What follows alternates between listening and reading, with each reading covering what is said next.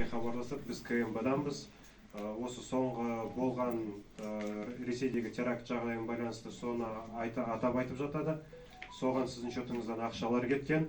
Және де сіз сол бойынша күдіктеніп жатырсыз деген сияқты адамға әдейі психологиялық давление жасайды, стрессовый ситуация создавать етіп, солай адам өзі қалай екенін білмей қалып, банкке тезден жүгіріп барып, олар берген шотқа кредит шығарып, ақшаларды аударып жатыр.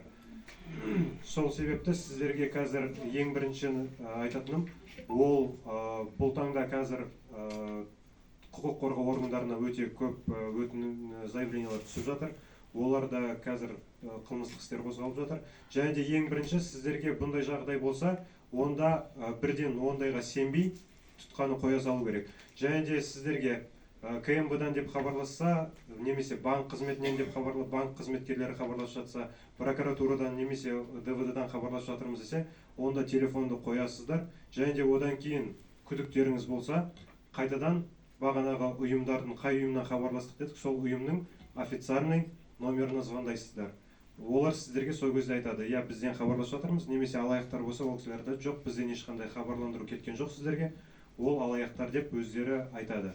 Сол себепті кез келген қандай ұйымнан да хабарландыру келіп жатса, мынандай жерден звондап жатырмыз десе, онда тұтқаны қоя салыңыздар да, сол ұйымның өзіне звондап көріңіздер.